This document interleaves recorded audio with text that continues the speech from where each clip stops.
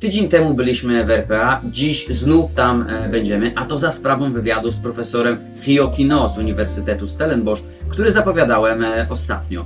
Wywiadu bardzo ciekawego i bardzo pouczającego w kontekście toczącej się w Polsce dyskusji o local content. Dlatego bardzo serdecznie Was zapraszam. Ladies and gentlemen, today my guest is Professor Geo Quinot from Stellenbosch University, who is a well-known expert in public procurement, also recognized in Europe. So, Professor, thank you very much for this great opportunity. Thank you for having me. Thank you very much. We are here in Stellenbosch in South Africa, where the concept of local content is well known as something obvious for many years. So it's great opportunity to ask the questions that are really relevant these days from the Polish perspective, from the perspective of Poland, where local content concept is gaining more and more attention. So I would like to start with the very basic but also very difficult question. Professor, how does local content, what does local content actually mean? Is it possible to formulate any strict legal definition? Or maybe, from your perspective, is it rather way of thinking about public procurement? Yeah.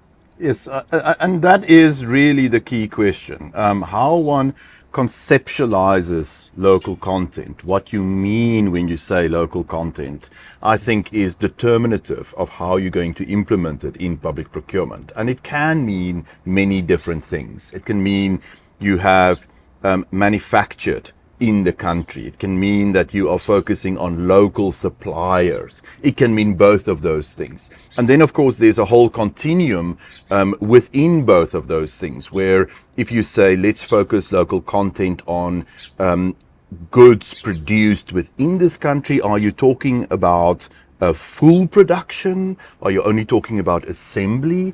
Are you talking about the raw materials? And all of those are different elements of a local content regime. And those are the things that you have to think about before you start to design the procurement system, because depending on your answer on each one of these questions, you will have to design different mechanisms. Now, in procurement itself, it can be very easy. You can simply just say, I will have a condition in my procurement invitation, my solicitation, that will say, you must offer me products that's produced in South Africa, for example. But then the difficult question is, how are you going to assess that? How must your supplier, your bidder, prove to you that these goods are produced in South Africa? And even more difficult is, even when your supplier then does say to you, yes, these goods are produced in South Africa, how are you going to verify it?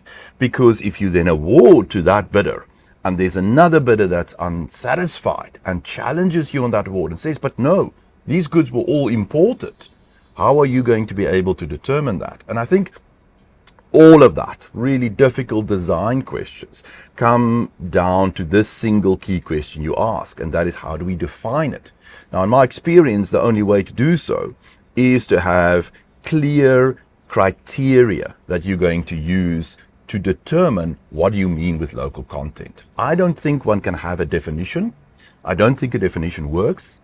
I think the real work in this area is done by having factors, criteria that you can apply, so that in a sense you are both defining what you mean with local content. When we talk about local content, what is it?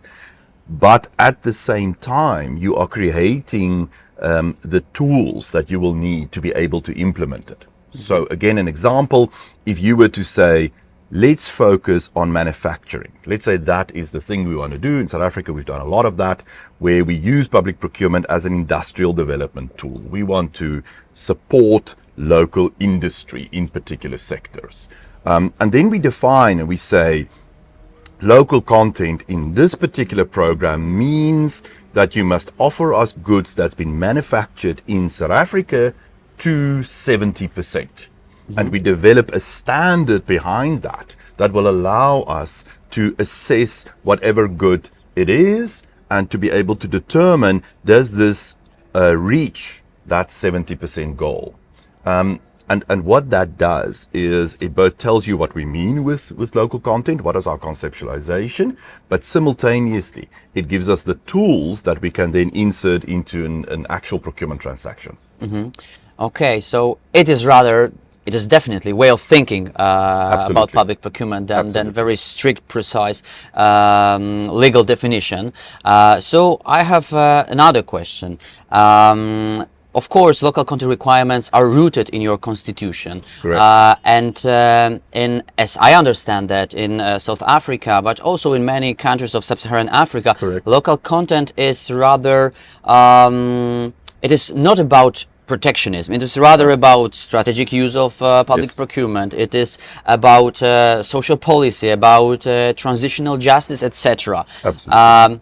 But as a practitioner, I have to ask, how would you assess the efficiency, the economic effectiveness of these tools? Absolutely. And again, that is the key question, because undoubtedly when you do local content in procurement, there is a premium. You are paying more because you're reducing the pool of suppliers. So Economics 101 will tell you price will go up, you will pay more. And then from a public perspective, when we are reminded that we're spending public money in procurement, you're actually obliged to then to be able to assess, measure.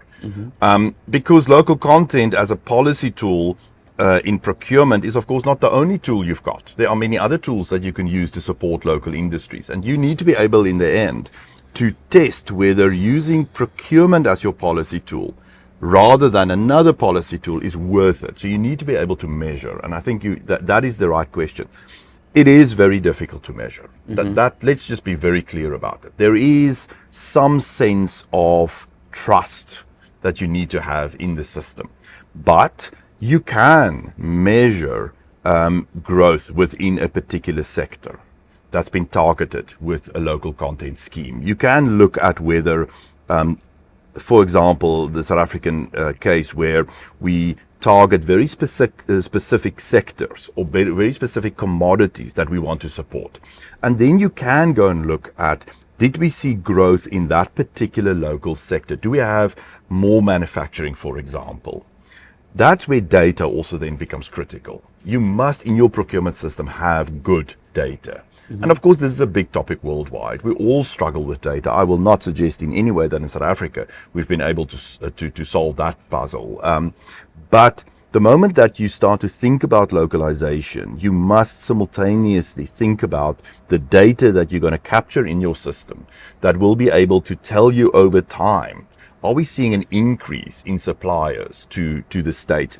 And then you need to be able to measure that against what's happening in that market sector. Because what you also don't want with a localization scheme is that you've got an existing pool of suppliers in your country and you think that you want to grow this pool, you want to grow this part of your economy.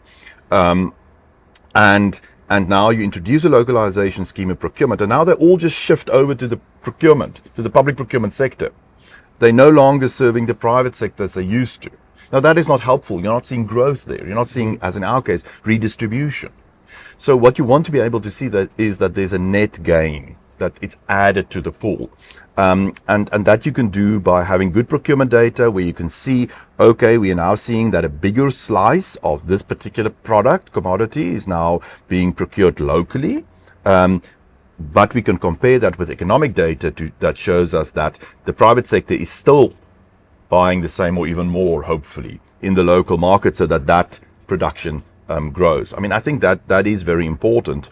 And then when you're moving to the more social parts of it, as you say, which is very much part and parcel of why we do it in this part of the world, is that you then really start to look at metrics around social conditions, socioeconomic consequences. Of course, again, those are really difficult to measure. We know that from sustainable development studies that to measure real impact on people's lives and to trace that back to a single intervention is hard. That's difficult.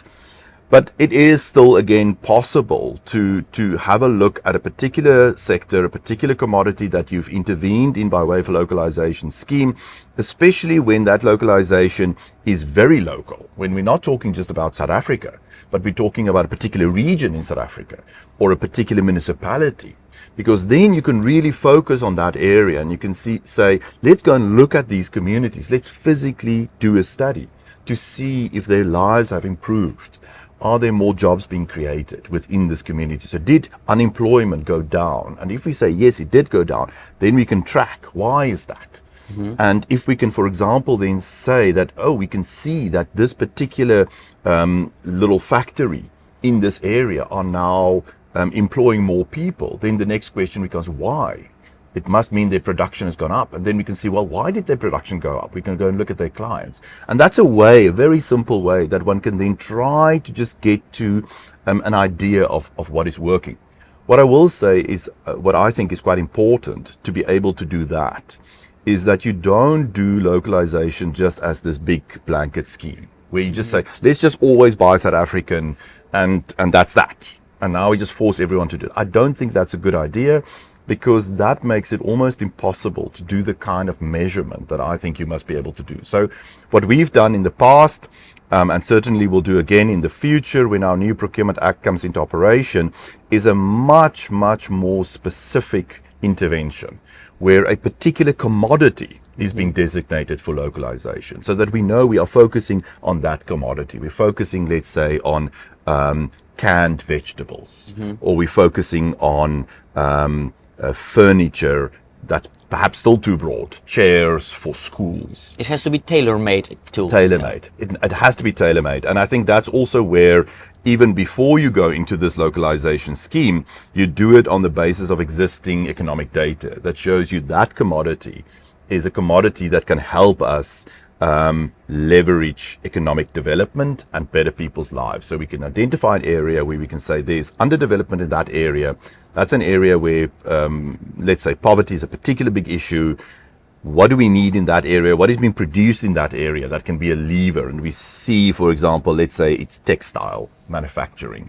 Then we say, okay, let's then in the public sector say, we will have a localization scheme in relation to these textile items, clothing items that the state will buy, and we'll do it in that particular area. And that will allow us then to track what is happening in that space. And I think that is the better way of doing it, rather than just these blanket, let's just buy South African. Okay, thank you very much. For just to sum up, I would say that, of course, the question, what does local content actually mean, is really important. But much more important is the question, why are we going to use local content? Absolutely. What is our goal? Absolutely. I mean, I think that's the right question. And I mean, you started out by saying that in this part of the world, localization for us is part and parcel of procurement. For us, there's nothing strange in it. In fact, we find it quite odd that in other parts of the world, people struggle with this, because for us, it's so obvious. But it is obvious because, as you said at the start, we tie our localization very closely to social policy development. So for us, it is not about protectionism. It's not about keeping other suppliers out. That is not our first way that we think about it. For us, we see it in our own communities. And that's why it's a natural and a very easy thing for us to do. Thank you very much, Professor, for this great, very insightful and inspiring discussion. Thank you very much. Thanks for having me. Thank you.